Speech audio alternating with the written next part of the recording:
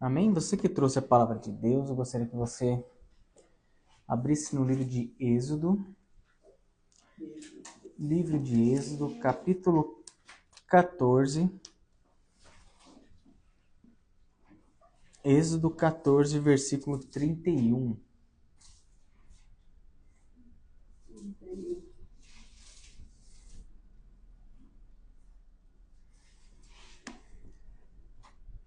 Amém?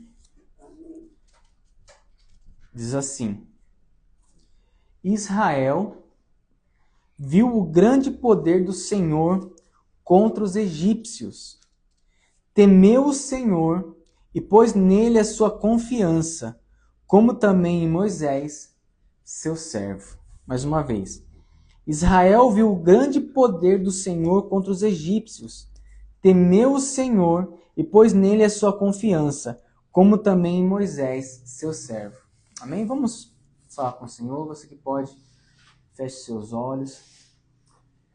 Espírito Santo, nesse momento nós queremos ouvir, Senhor, uma direção do Senhor. Queremos ouvir, Senhor, uma palavra.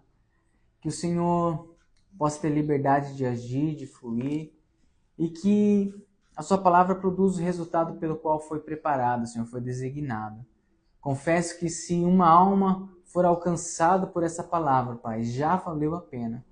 Então, Espírito Santo, ajude esse teu servo a transmitir a palavra que vem do Senhor. Em nome de Jesus. Amém. Amém? Olha só. Eu gostaria que vocês compreendessem o momento em que esse versículo foi escrito. Porque fala assim, ó. Israel, a nação inteira, viu o grande poder do Senhor contra os egípcios. Que momento foi isso? Em que momento isso foi escrito? Sabe, Israel, através de Abraão, ele recebeu uma promessa. Né? Ele falou, Abraão, sai da sua terra, sai da sua parentela e vai para onde eu te mostrarei. Deus fez uma promessa a ele. Essa promessa, aos olhos de Abraão, não se cumpriu com ele em vida, porque depois nasceu Isaac, depois veio Jacó, Jacó veio 12 filhos, e o povo de Israel ficou no Egito, porque sobre a terra veio uma grande fome, e para escapar da fome, o povo de Deus foi levado ao Egito.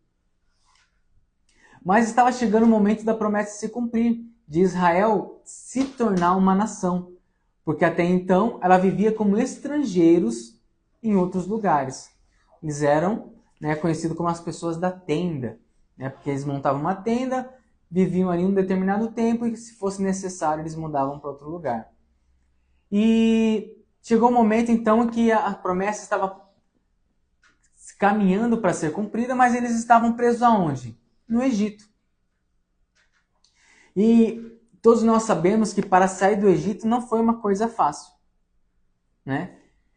Porque Faraó, não permitia que os israelitas saíssem, para cultuar a Deus, para viver como povo.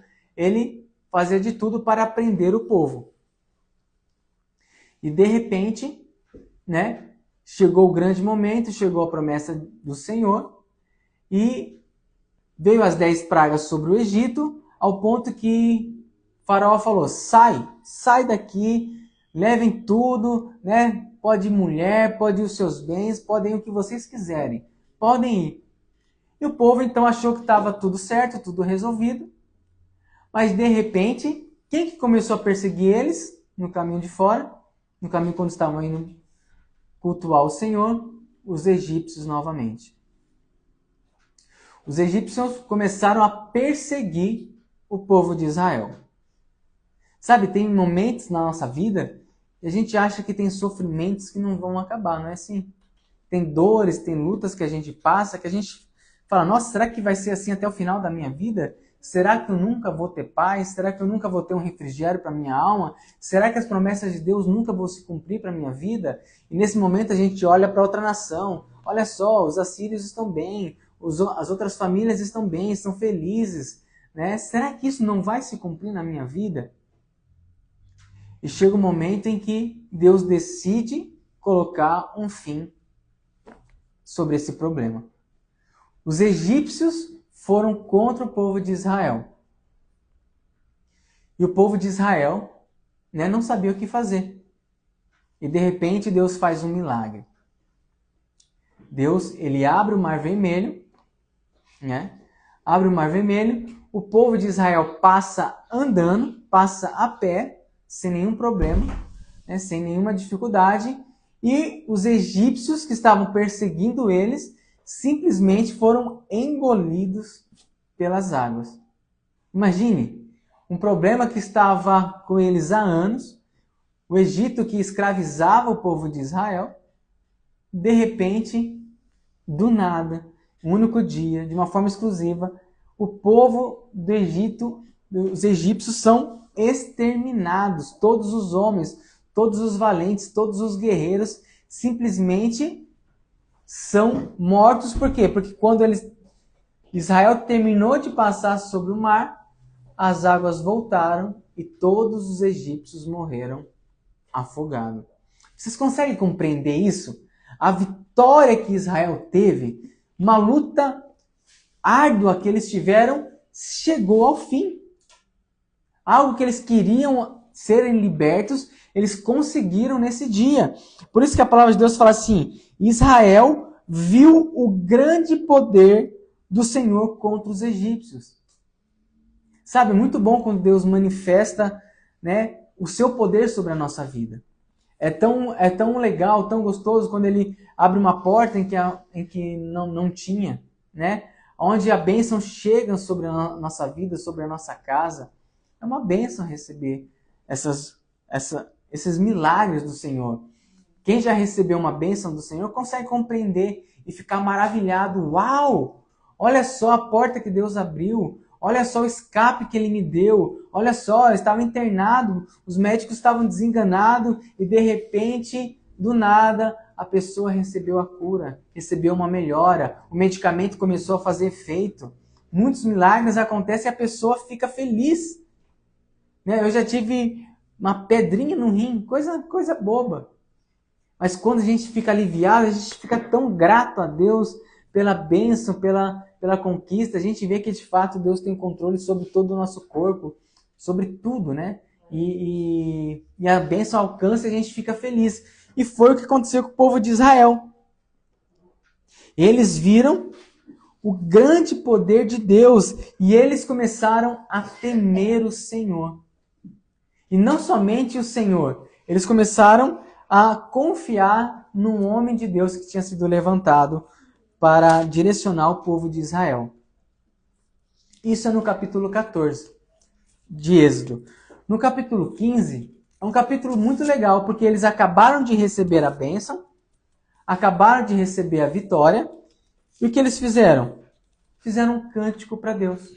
Então, o capítulo 15, eles começam a louvar o Senhor pelo livramento, pela vitória, né, pela bênção conquistada. E nós poderíamos, né, imaginar se estivéssemos assistindo um filme da Disney, e podíamos falar assim: eles viveram felizes para sempre. Porque a gente vê toda a promessa, a gente vê o caminho, a gente vê o percurso, e vê que Deus, com a sua força, com o seu poder, exterminou os egípcios. E nós poderíamos imaginar: e viveram felizes para sempre, cantaram louvores, e participavam de banquetes, e tudo deu certo a partir daí. Foi assim que aconteceu? Não. E é o que muitas vezes acontece com a gente. Muitas vezes Deus já nos livrou do Egito, já nos libertou do pecado, já foi o substituto pelos nossos pecados, já levou sobre si, né, as nossas transgressões. Nós somos perdoados, nós somos livres do Egito. Né, quando entramos para a salvação, nós louvamos ao Senhor, estamos com o coração alegre, com o coração feliz, porque estamos felizes por tudo aquilo que Deus está fazendo. Nós vemos a obra do Senhor em nossa vida. Só que aí depois dessa grande vitória, depois desse grande louvor que é entoado ao Senhor, chega a segunda-feira, chega a terça-feira, chega os dias naturais. Porque quando nós estamos sob o efeito da graça de Deus, é muito bom e muito fácil ser cristão. Mas a palavra de Deus fala que a gente não deve agir por sentimentos, porque nem sempre os nossos sentimentos serão de louvor ao Senhor. Essa é a verdade. E é aí que nós agimos e temos comportamento pela fé. Olha só o que aconteceu com Israel. Capítulo 16.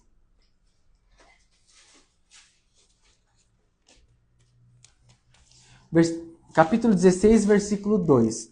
Eles acabaram de ser libertos do Egito. Deus acabava de ter matado todos os inimigos. Aí vem o versículo 2. No deserto, toda a comunidade de Israel reclamou a Moisés e Arão. Disseram-lhe os israelitas: quem dera a mão do Senhor nos tivesse matado no Egito. Olha só o que ele disse. Quem dera a mão do Senhor nos tivesse matado no Egito.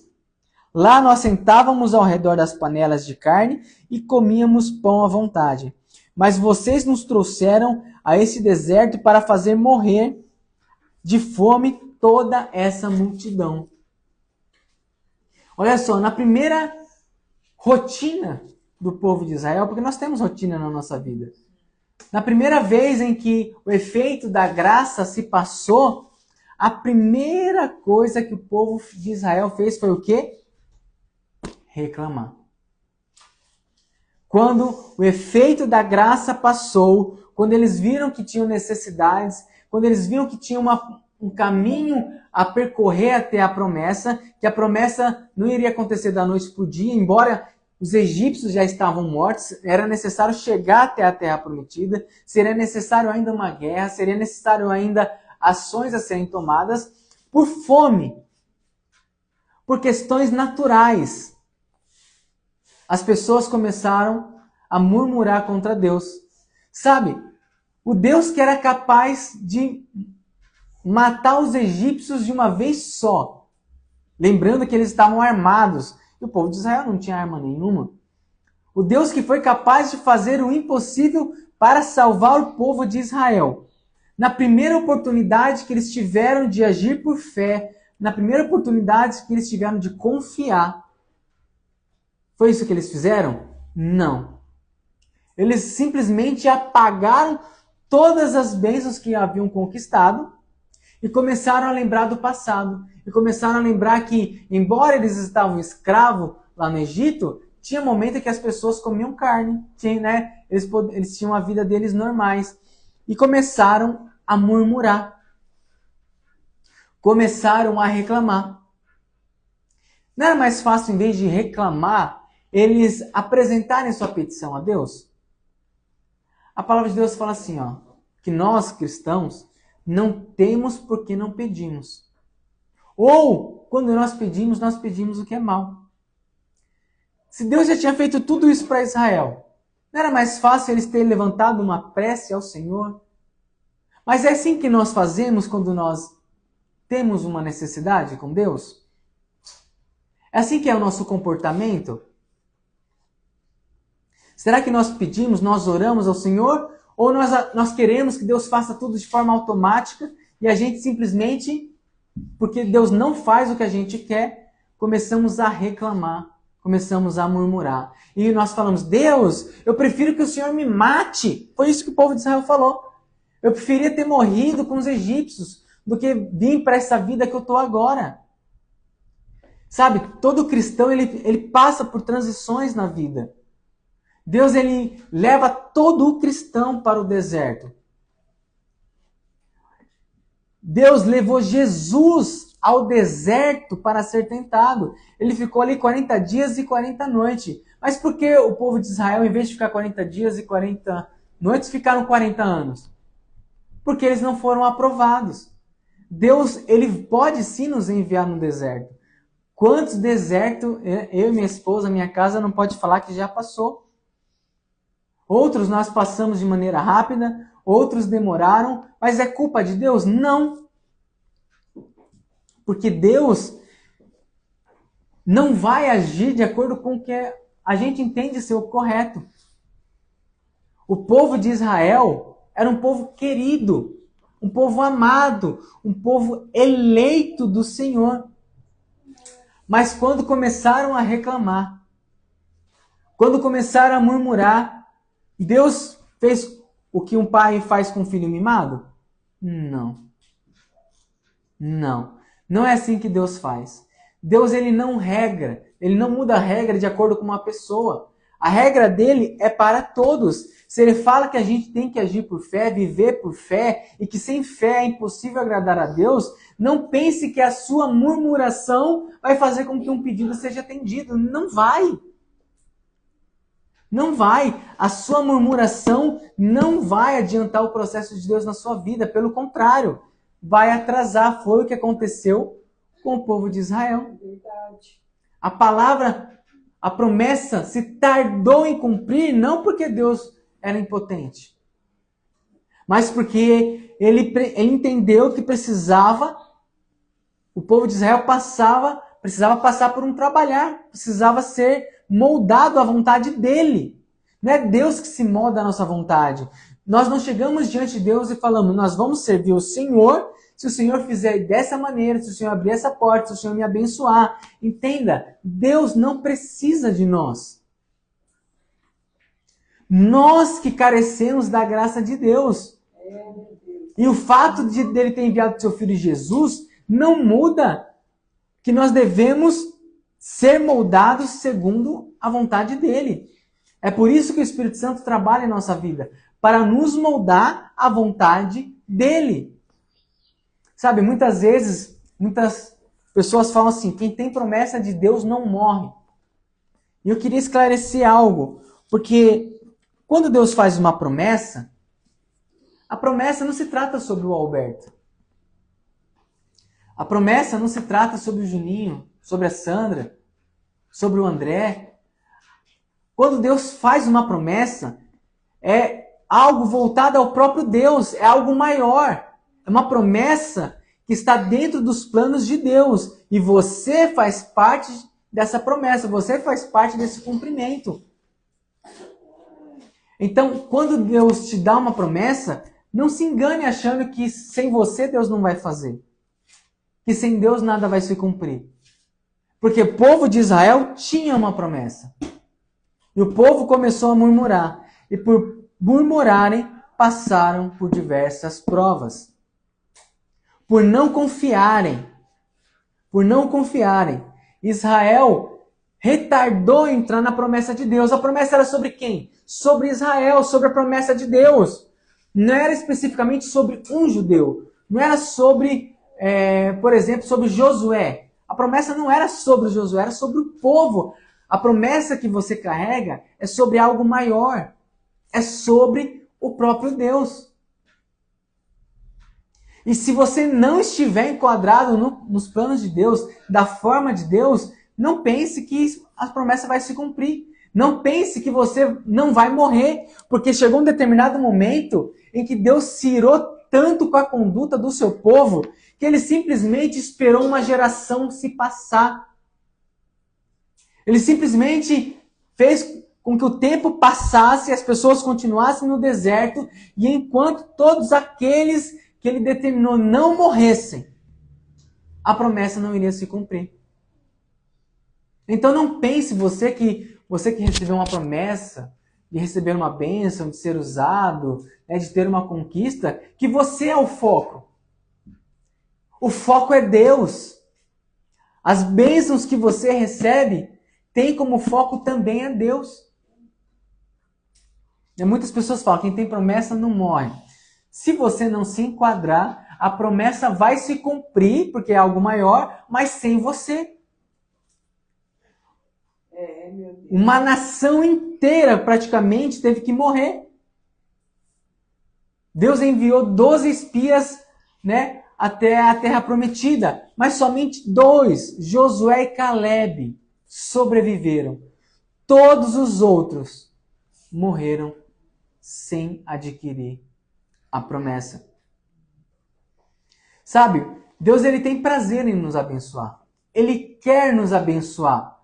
Só que ele não faz barganha. Ele não negocia.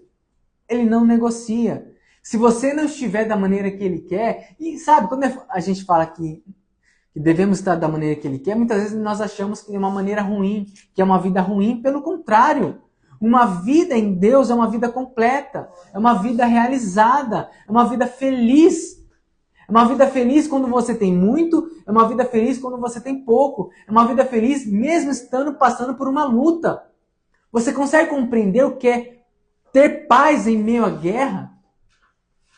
Deus não nos promete nos livrar das guerras, mas Ele nos traz paz em meio à guerra. Ele nos traz espada para lutar no meio da guerra. Só que nós precisamos confiar. Sabe, não pense falando assim, ó, se Deus não falar comigo, se Deus não fizer isso, se a porta não se abrir, eu deixo de seguir a Deus. Vai! O problema não é de Deus. O prejudicado não vai ser Deus. Deus, ele não perde. Deus, ele não vai deixar de ser salvo. Ele não precisa ser salvo. Ele é quem salva. Ele mora numa eternidade maravilhosa. Eu que preciso ir para lá. Então, a sua manha, me permita dizer dessa maneira, a sua manha, a sua infantilidade espiritual não vai acelerar os processos de Deus na sua vida. Deus, eu só vou fazer isso se o Senhor abrir a porta. Nossa, a chance da porta se manter fechada é muito grande. Eu só vou fazer isso, eu só vou ofertar, só vou abençoar, só vou ajudar o próximo, se o Senhor me der uma bênção muito grande. Não vai. Deus não negocia. Deus não é corrupto. Você não compra a Deus com o seu tempo, com o seu dinheiro, né? com a sua influência. Deus não é vendido. Deus é quem nos compra por um alto preço, que foi o preço da cruz, o preço de entregar o seu Filho Jesus Cristo. Agora pensa comigo. Se o povo de Israel, que era um povo eleito, que Deus separou, que Deus fez muitos milagres, se Deus não poupou eles, se Deus não abriu exceção para eles, por qual motivo iria abrir uma exceção para mim e para você? Vamos ser sinceros? Verdade. Como diz uma frase popular, quem é você na fila do pão? Exatamente. Nós não somos nada. Eu não estou querendo falar que você não é nada ao ponto de você se desprezar. Não, Deus te ama. Deus, ele pagou o preço por você. Deus está de braços abertos. Mas em relação ao todo de Deus, sobre a magnitude de Deus, quem a gente pensa que é? Deus não precisa da gente. Ele nos escolhe, é diferente. Ele nos chama. Mas a palavra de Deus fala que muitos são chamados. Cada um que aqui está nesta noite, cada um que está me assistindo nesta noite, pode estar sendo chamado por Deus. Mas não quer dizer que você vai ser escolhido. Por quê? Porque você é chamado, eu falo isso constantemente, você é chamado do jeito que você está. Mas você só vai ser escolhido se você aceitar ser transformado por Deus. Não se espante no grande dia, quando Jesus Cristo voltar, quando nós passarmos por um julgamento, de você ver pessoas que você falava, nossa, mas ele não herdou a salvação? Ele que fez tanto? Ele que parecia ser tão santo? Ele que carregava multidões? A palavra de Deus fala aqui sim, mas Senhor, em teu nome profetizamos, em teu nome curamos, em teu nome expulsamos demônios. E Deus vai falar o quê? Apartai-vos de mim, porque não te conheço. Porque só é conhecido por Deus aquele que faz a vontade de Deus. Ser chamado por Deus é muito bom. Só que não é suficiente. Você vai ter que ser escolhido. E para ser escolhido, você tem que fazer a vontade de Deus. Sabe? Deus, ele é pai. Deus, ele é amigo. Deus é companheiro. Tudo isso é verdade. Mas nós esquecemos também que Deus é justiça. Que Deus é soberano. Que Deus, ele tem todo o poder. Nos falta muitas vezes reverência. Não reverência na nossa roupa. Não reverência da forma que oramos. Mas reverência da forma que nós vivemos a nossa vida. Não adianta vivermos a nossa vida como se ele não existisse. como se ele não fosse Deus, como se ele não fosse Senhor, como se eu que sou o servo. Não adianta nada fazer campanhas e campanhas e campanhas para ser abençoado, porque a sua alma, a sua alma pode estar sendo encaminhada para o inferno. Deus tem prazer em te abençoar, não existe nenhum problema, mas quando você vai se despertar e acordar para a vida eterna, para a vida espiritual, a sua alma é eterna, com ou sem Deus, aonde você vai passar? O povo de Israel se distraiu com as coisas naturais. Eu estou com fome. A fome, a vontade de comer algo diferente, fez com que murmurassem contra Deus, que eles pedissem a morte. Mas que loucos! Morrer sem Deus! Quantas vezes o nosso comportamento não é de louco? Esaú vendeu a sua primogenitura por um prato de lentilha, que louco! Por questões naturais. Você vai vender a sua alma por dinheiro? Você vai deixar de pregar a verdade porque isso não traz povo, porque isso não traz dinheiro? Por coisas naturais? Você está sendo louco! Viver como se não existisse uma eternidade. Viver como se você não tivesse que dar conta pelos seus atos, pelo que você fala, pelo que você deixa de falar, é loucura. E se Deus pedir a sua alma hoje, todo o império que você construiu, tudo que você quis, todo o dinheiro, toda a fama, todos os seus seguidores, para que te adianta? Você não vai levar isso para outra vida. Essas questões são para essa vida. E eu ressalto, não existe nenhum problema em ser abençoado nessa vida. Mas desde que você esteja vivendo bem na sua vida espiritual. Jesus nos ensinou que nós devemos acumular tesouros no céu. Então quer dizer que eu não preciso acumular tesouro aqui? Você pode. Desde que isso não atrapalhe os seus tesouros celestiais. Se tiver em xeque, se tiver que escolher se um caminho, ou você vai ser abençoado nessa vida, ou na eternidade, escolha a eternidade, não seja louco. Não viva por um momento. Por um momento Esaú vendeu. Ele falou, pode ser primogenitura, pode pegar primogenitura, para quem vai me servir se eu estou com fome?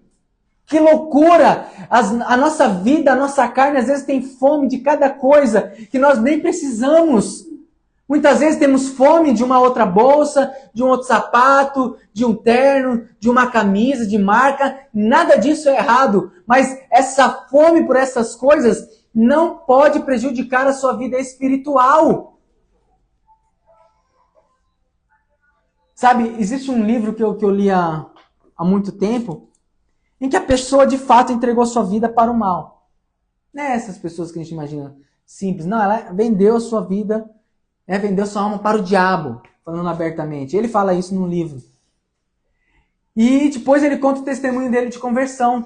Mas muitas pessoas, quando estavam lendo, elas queriam essa vida.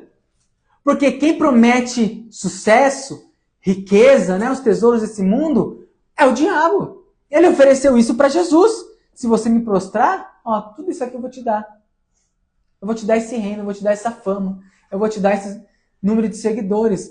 Eu repito uma vez eu recebi um convite diretamente de um espírito maligno. Eu estava dormindo, as pessoas que estão aqui presencial conhecem, mas eu vou falar para que todos compreendam. Uma vez eu estava dormindo, e os demônios vieram e me fizeram uma proposta. Eles fizeram uma proposta para mim. Olha só, quem oferece é o diabo, são os demônios. Ele falou assim, ele sabe dos chamados de Deus na minha vida, sabe do sonho que eu tenho em servir a Deus. E ele falou assim, se você me abrir mão dessa alma, ele falou quem que era a alma. Se você abrir mão dessa alma, eu te dou uma igreja cheia. Quem que falou isso? O diabo. E ele pode fazer isso? Pode. Nem todo símbolo de prosperidade, de coisas grandes, refletem a espiritualidade. Muitas vezes sim, mas nem sempre. E eu lembro de ter acordado com aquele espírito do meu lado. Quem teve experiências do tipo pode afirmar o que eu estou falando. E eu orei, porque eu senti ele ali do meu lado quando eu acordei, expulsei ele do meu quarto e ele não foi embora. Eu até perguntei, aí, na minha vida particular com Deus, eu perguntei, Deus, por que ele não foi embora? Porque existem sim motivos por qual ele não vai embora. Se a sua porta espiritual está aberta, ele vai continuar na sua vida. Mas Deus falou, porque ele está esperando a resposta da proposta que fez. Então eu fui ali e respondi, falei, não, eu não abro mão dessa vida, vou lutar por ela. Mandei os demônios embora e eles foram embora. Mas, olha só, para minha fama não seria melhor? Tem questões naturais que seriam muito boas para muita gente. Mas se isso custa a sua vida espiritual, se isso custa o seu compromisso com Deus, você tem que escolher a eternidade, as coisas que são eternas. Não venda a sua vida espiritual por prazeres. Não é isso que as pessoas buscam? A pessoa que busca dinheiro se resume em prazer, porque pode comprar o que quiser, isso satisfaz a alma. Uma pessoa que é viciada nas questões sexuais, busca de prazer. Uma pessoa, não é nem questão disso, eu só quero a fama. Por quê? Porque a fama traz prazer. Essas pessoas que vivem a busca de prazer correm um sério risco de venderem a sua eternidade pelo momento. Um casamento não é destruído por causa de um momento. Foram vários momentos naturais em que a pessoa escolheu as coisas erradas. Uma pessoa que rouba um banco, eu vou roubar o banco, é assim que faz. Não, tem planejamento. A pessoa, ela busca as coisas naturais a todo custo. E isto custa a eternidade e muitas vezes a própria felicidade aqui na Terra. Porque uma pessoa vai ter que viver com a consequência. Eu roubei o banco, aceitei Jesus. Vai ser preso do mesmo jeito. Você tem que aceitar a consequência do seu ato. É a lei da semeadura. Infelizmente, Deus abomina o divórcio. Mas muitas vezes a sua ação fará com que você se divorcie. Foi a sua ação. Deus não tem culpa disso.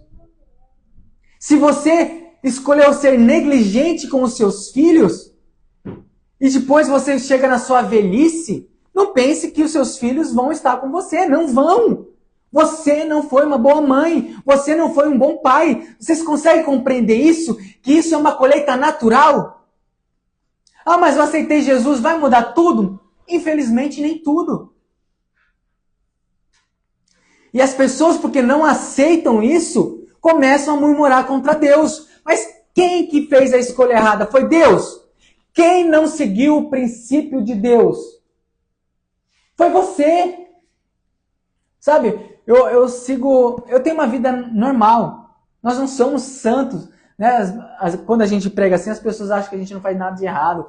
Ou que a gente não tem uma vida normal. Não, a gente tem uma vida normal. Eu assisto filme, eu assisto seriado, eu vejo influenciadores. E teve um influenciador que eu estava assistindo esses dias, mais para dar risada.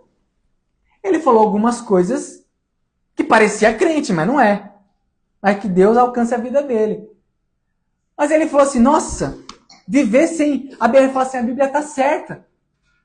Porque se você busca, você não abertamente, se você busca o sexo fora do casamento, você acaba com a sua vida. Você pode ficar doente, você pode ter que pagar pensão.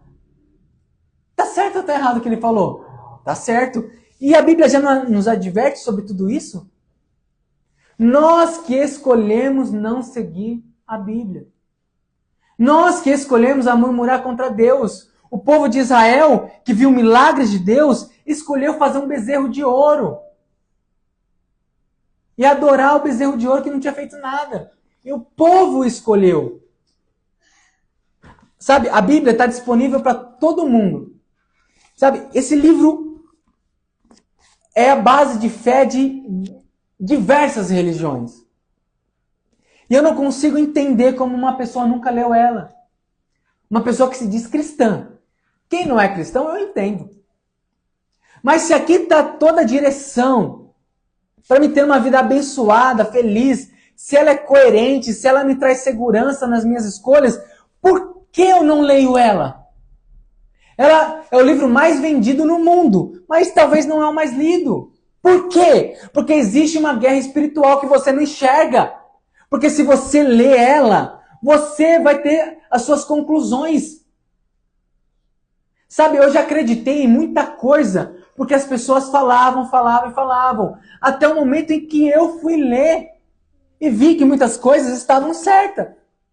Outras equivocadas. Outras extremamente erradas. Chega um momento em, sabe, a eternidade é tão séria. A eternidade é tão séria que é um risco. Nós confiamos a eternidade simplesmente na vida de um líder, na vida de um pastor, na vida de um padre, de um mestre. É muito arriscado. Você tem que ter sua experiência com Deus. Porque depois você não vai ser inocente e falar, eu não tive oportunidade. Eu não ouvi. Aqui, nessa Bíblia, independente da tradução, é aqui consta verdades que vão alimentar a sua alma e te conduzir para um caminho bom. Aí depois você reclama, por que tal pessoa é abençoado? Por que tal pessoa vive assim? Ah, porque o Alberto e a Daniela não param de falar de casamento, não é assim, gata? Por que não param de falar de casamento? Porque eu vivo os princípios de Deus no meu casamento, desde o início. No meu casamento, Dona Maria, eu lembro de ter tomado Santa Ceia. Eu falei, pastor, o senhor serve Santa Ceia? Porque eu quero que Deus case comigo.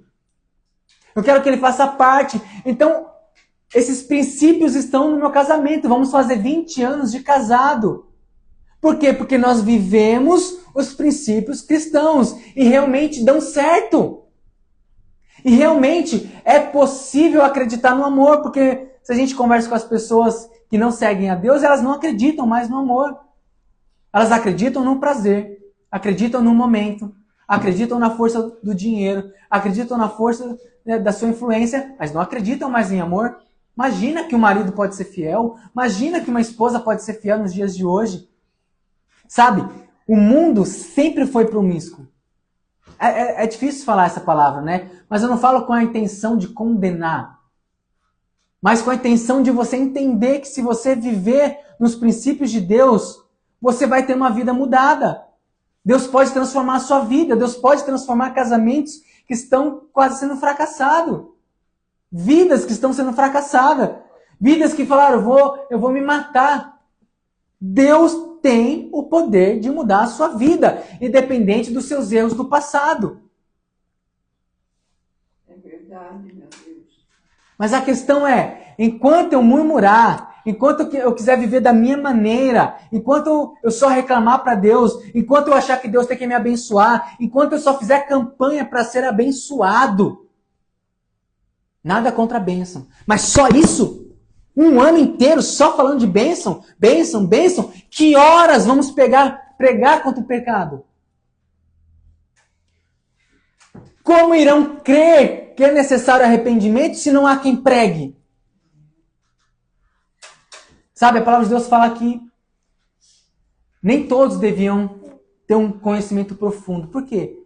Ele fala assim, nem todos devem ser mestre. Porque quem é mestre tem um conhecimento que lhe gera responsabilidade. E eu imagino hoje o número de pastores que deixam de pregar a verdade porque pode machucar alguém. Porque pode influenciar alguém. Sabe, ontem nós fomos em uma igreja. Vou falar porque as pessoas não nos seguem, não nos conhecem. E eu falei para Daniel, algo me incomodou. Porque eles nos apresentaram como doutores, como advogados. Mas advogado é a minha profissão, isso não é quem eu sou.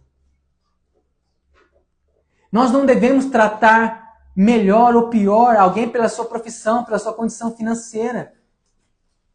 Isso me incomodou. Eu queria que ele me chamasse de irmão, Alberto. Irmã Daniele. Por quê? Porque nós somos iguais. Nós não devemos tratar as pessoas diferente. Não devemos pregar um sermão de acordo com de acordo com o ouvinte. Eu tenho que pregar a palavra e pronto. Porque quem foi chamado para pregar e não prega a palavra de Deus, vai dar conta. Se tiver um pastor me ouvindo hoje, não sei, não conheço. Se tiver um pastor me ouvindo, né, que nós possamos pregar a palavra verdadeira. Eu acredito sim em bênção, eu acredito sim em propósitos, mas existem pessoas indo para o inferno e Deus pode cobrar essa vida de você se você não pregar a verdade.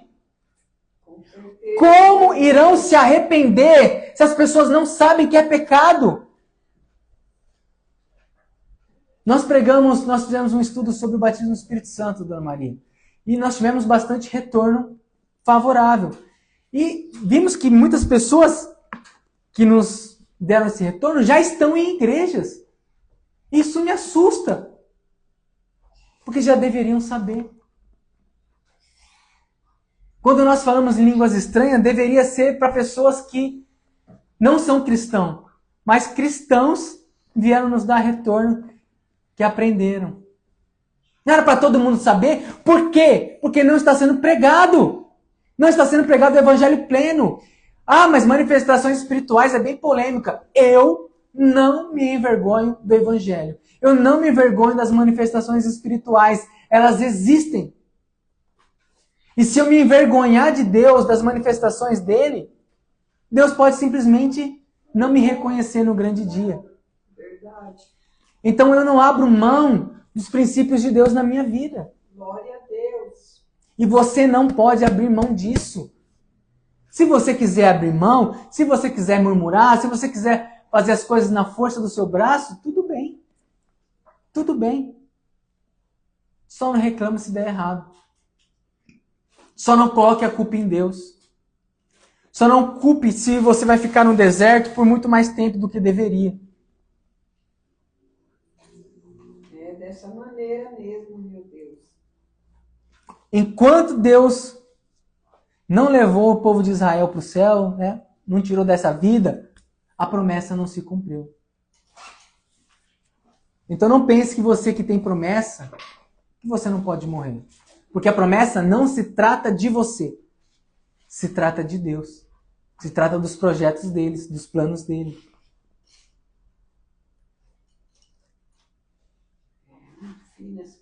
Só que, sabe, o inimigo sempre vai tentar nos enganar. Nós estamos dando estudos do Apocalipse e a gente vê que após o milênio, o diabo vai enganar o povo de novo. De novo. Mas nós não podemos ser enganados. Não podemos ser levados por todas doutrinas, vãs doutrinas, por doutrinas de demônios. Nós devemos nos apegar a Deus. Está chegando um tempo muito difícil para a humanidade. E só quem for cristão mesmo vai conseguir passar pelo deserto. Vai conseguir passar pelo vale, pelas atribulações. Se nós hoje vivemos uma vida boa e não conseguimos ser cristãos, imagine quando as coisas se estreitarem. Que Deus tenha misericórdia da nossa vida. Só que não basta Deus ter misericórdia da nossa vida. Que você faça a escolha certa. Reclame menos. Reclame menos, sabe? Minha esposa estávamos conversando hoje e ela falou algo interessante. Não tem nenhum problema em fazer planos. Não existe nenhum problema em você ter sonhos. Sonhos de ter sua casa própria, de trocar de carro, de ter uma profissão. Não existe nenhum problema. O problema está em você não ser grato pela vida que você já tem. O que você já tem. Então seja grato. Pare de murmurar. A murmuração só atrasa as bênçãos de Deus na sua vida. Então eu quero que você fique com isso no seu coração. Se Deus não poupou Israel, acha que vai poupar você? Quem é você na fila do pão? Quem é você? Se o planeta Terra é uma areinha no universo e nós vivemos nessa areinha, o que nós somos? Devemos nos enxergar e colocar Deus no seu devido lugar. E qual que é o devido lugar de Deus? Lugar de honra, lugar de ser adorado, lugar de ser Senhor e nós servo. Tente fazer isso. Viva de acordo com os princípios de Deus por um ano. Eu desafio, por um ano. E veja se a sua vida não será transformada. Não é parte da sua vida, a sua vida inteira. Porque muitas vezes a gente fala, Deus, tá bom, essa área eu entrego nas suas mãos, essa área eu entrego, essa aqui não. Se você entregar todas as áreas da sua vida, daqui um ano, mande mensagem para mim, converse comigo. Vamos ver como vai estar a sua vida. Talvez naturalmente nada mude, mas a sua vida espiritual, a sua alma será outra. Você vai estar vivendo em liberdade. Você estará tendo uma vida feliz, uma vida com contentamento com aquilo que você tem. Então, é colocado diante de cada um de nós dois caminhos. E a escolha sempre vai ser sua. Ou você escolhe viver os princípios de Deus, ou não escolhe. Ou você escolhe reclamar de tudo, ou você começa a ser grato pelo aquilo que tem. Amém? Você pode fechar os seus olhos? Vamos falar com o Senhor.